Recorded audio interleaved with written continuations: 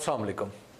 کوئی بھی ریاست اس وقت کامیاب کہلاتی ہے جب اس میں اپنے اندر طاقت کی تقسیم، ارتکاز یا توازن کے مسائل پرامن طریقے سے حل کرنے کی صلاحیت ہو۔ پرامن طریقے سے اس توازن کو وقت کے ساتھ ساتھ درست کرنے کے لیے الیکشن کا طریقہ ایجاد ہوا، جو آج پوری مہذب دنیا میں طاقت کی کشمکش کے سوال عہد بہ عہد حل کرتا رہا ہے۔ جہاں انتخابات نہیں ہوئے وہاں خون بہا، طوائف الملوکی پھیلی، حتیٰ کہ جغرافیہ تبدیل ہو گئے، لیکن طاقت کا توازن آخر کار درست ہو کر رہا۔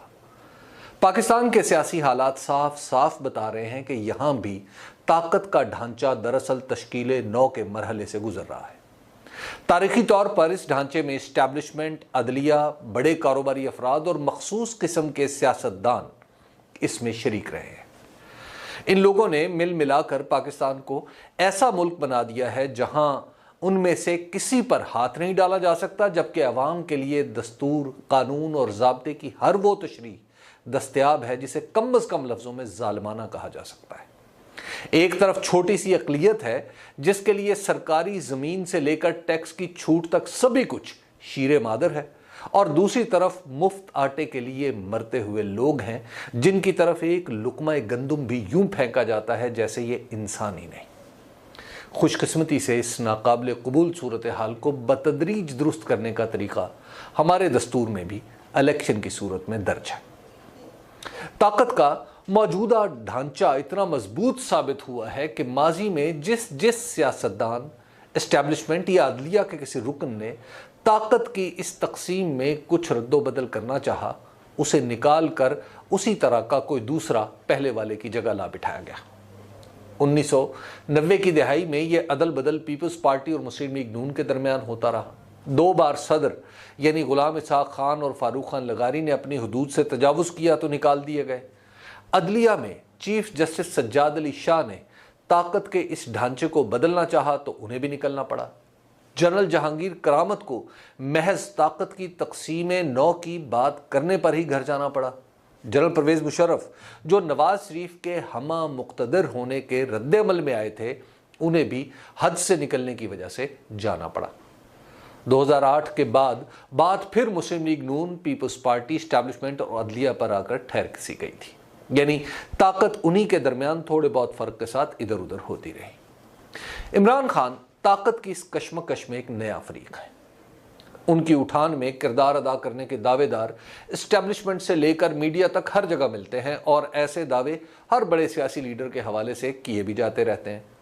یہ دعوے اپنی جگہ، لیکن حقیقت یہ ہے کہ ان کی مقبولیت محترمہ بے نظیر بھٹو کی شہادت کے بعد بڑھنا شروع ہوئی، کیونکہ پیپلز پارٹی آصف علی زرداری کی وجہ سے ڈوبتی چلی جا رہی تھی۔ 2013 سے تو اس نے مسلم لیگ نون کی ذیلی تنظیم کی حیثیت اختیار کر لی اور پاکستانی سیاست میں اپنی روایتی جگہ خالی کر دی۔ یوں محترمہ کے بعد جو سیاسی خلا پیدا ہوا، عمران خان نے اسے پر کیا۔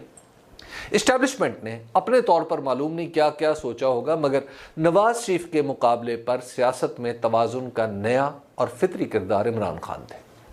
2013 کے الیکشن میں وہ ابھرے اور 2018 میں اقتدار میں آ گئے۔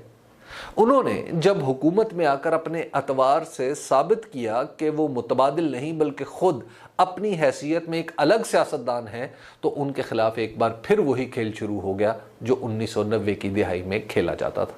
اس بار اس کھیل میں صرف یہ تبدیلی آئی کہ مسلم لیگ نون کی قیادت میں پیپلز پارٹی بھی اس نئی فرما بردار حکومت کا حصہ بنی، جسے طاقت کے پرانے ڈھانچے میں کسی تبدیلی کی خواہش تنگ نہیں کرتی۔ عمران خان کو نکالنے کے لیے جو کچھ ہوا وہ پاکستانی تناظر میں کلاسیکی تھا، یعنی ہمیشہ کی طرح پہلے ان کے خلاف نااہلی کی مہم چلی، پھر ایک اتحاد بنا، پھر ان کی پارٹی کے چند ارکان ٹوٹے، پھر جلسوں کا ایک سلسلہ شروع ہوا۔ بلاول بھٹو زرداری نے مہنگائی مارچ کیا، تحریک انصاف کے اتحادیوں کو بلا بلا کر بتایا گیا کہ عمران خان اکیلے ہو چکے ہیں۔ ان کے خلاف تحریک عدم اعتماد آئی، اور اس کو روکنے کے لیے جب انہوں نے اپنی سی کوشش کی تو حتمی طور پر عدلیہ نے اپنا فیصلہ ان کے خلاف کر دیا۔ یہ سارے مراحل 1990 کی دہائی میں پیپلز پارٹی اور مسلم لیگ نون کے خلاف بھی طے کیے جاتے رہے ہیں، مگر یہ خاموشی سے برداشت کر جاتے تھے۔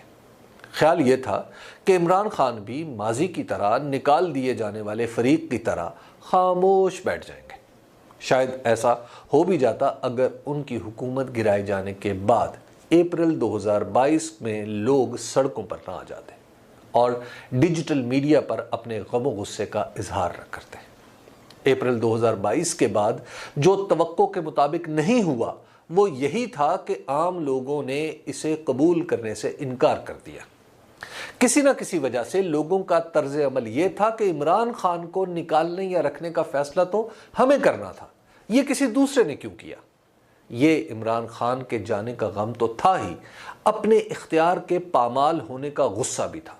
یہاں سے تبدیلی کی وہ لہر شروع ہوئی جو کسی کے روکے نہیں رک رہی۔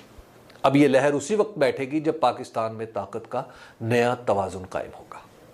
ظاہر ہے جب طاقت کے ڈھانچے میں طاقت کی تقسیم اثر نو ہوگی تو کچھ طبقات زیادہ طاقتور ہو جائیں گے اور کچھ کمزور۔ اس وقت جس کشمکش کا ہمیں سامنا ہے وہ دراصل انہی فریقوں کے درمیان ہے جنہوں نے کچھ کھونا ہے اور کچھ پانا ہے۔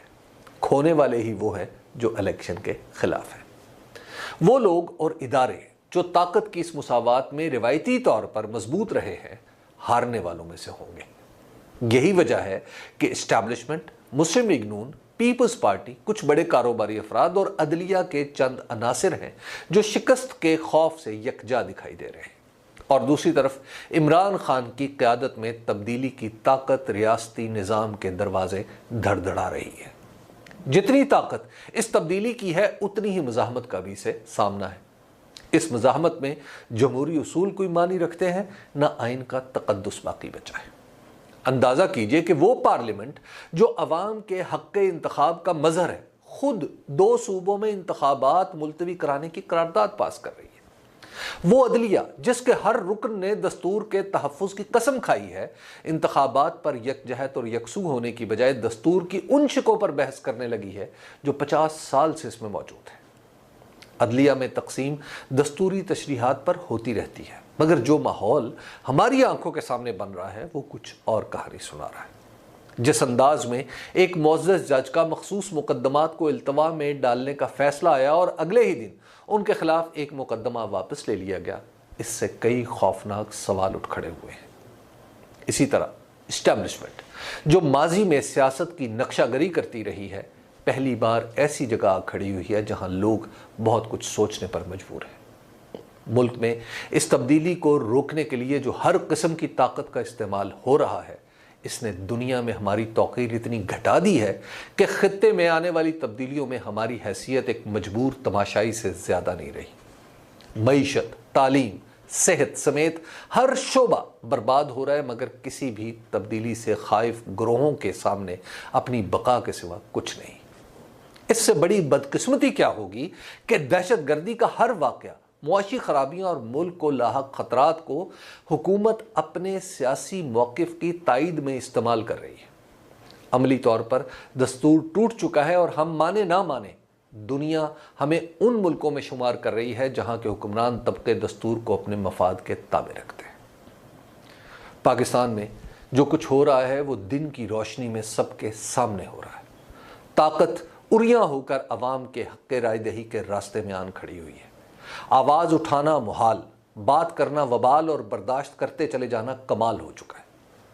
حیرت انگیز ہے کہ سب کچھ ہو جانے کے باوجود تحریک انصاف پھر فائدے میں رہی ہے۔ عمران خان کی شروع کردہ تحریک اب حکومت کے حصول سے بلند ہو کر آئین کی بحالی کی جدوجہد میں ڈھل گئی ہے۔ جب کوئی تحریک اصول پر استوار ہو جائے تو پھر اس کی کامیابی کے بارے میں سوال صرف وقت کا رہ جاتا ہے کہ اس نے کب کامیاب ہونا ہے۔ حالات نے یہ طے کر دیا ہے کہ حکومت اور اس کے دیگر اعضاء کو پیچھے ہٹنا ہے۔ الیکشن کے بغیر مسائل کا حل نکلے گا نہ ملک آگے بڑھے گا۔